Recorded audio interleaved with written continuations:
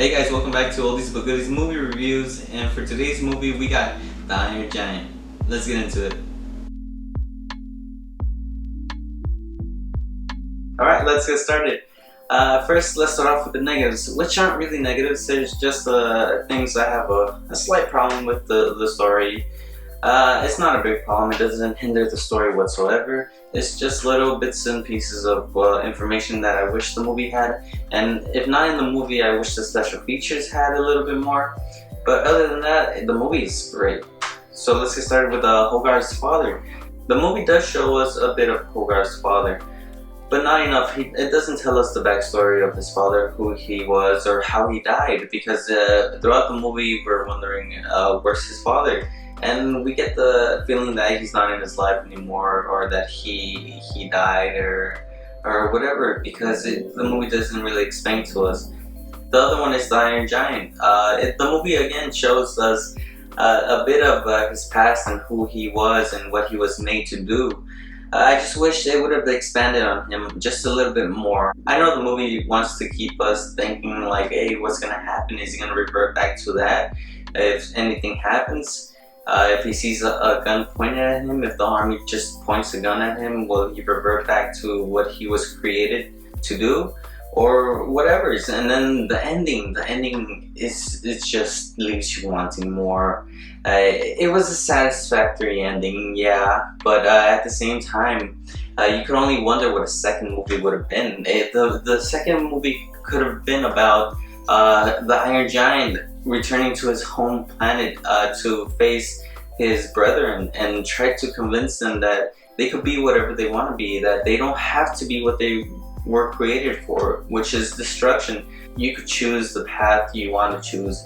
You don't have to follow the status quo. I could see the sequel taking this story way beyond what we could have imagined back then.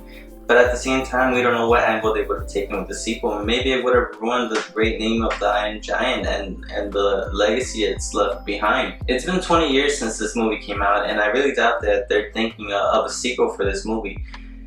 Which sucks, but at the same time it could be a good thing, because maybe we just don't need another movie. But at the same time, the kid in me wants to see another movie, because this movie was just so great. The story, the narrative, everything of this movie just makes me want a sequel. But those are just little bits and things that I have to complain about. First of all, the story, the narrative, the action. It's just all, it has it all. The narrative of the movie is, don't judge a book by its cover and be who you want to be. Don't follow the status quo, as I mentioned before, which is really good, and it teaches you a lot. It's a children's movie. It's a children's movie with action in it, and you don't get to see a lot of those, especially nowadays.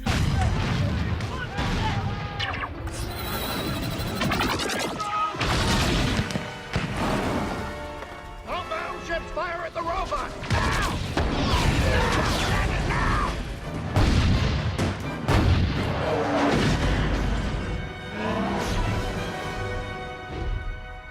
Nothing can stop this thing! We've hit it with everything we've got! Not everything, General.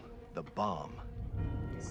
Well, I mean, Wreck-It Ralph, that's another great movie, and it does have action. The second one especially has more action, which was another great movie that I'll probably mention in a different review. But let's get back to this movie.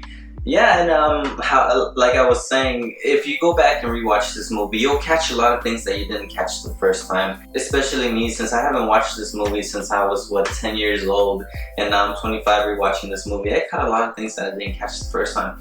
And I'll be doing a list on it, actually, because there's probably things on there that you probably didn't catch either.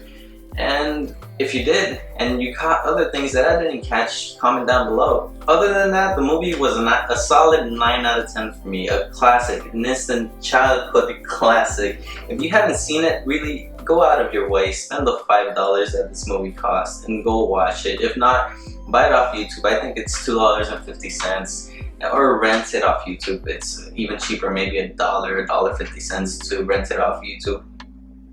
It's money well spent. And for those of you that have watched it, I urge you to rewatch it because of the things I just mentioned. You'll catch things that you didn't catch the first time. And that's what I really love about these movies. That they're children's movies, but there's things in them hidden just for adults. I mean, nothing like dirty jokes and all that, but more like what was going on at the time, which was 1957. The great space race just happened, and there's a lot of propaganda hidden in the movie, like in the classroom where Hogarth is talking to his friends about what really was the thing out in the forest that destroyed the power lines and everything.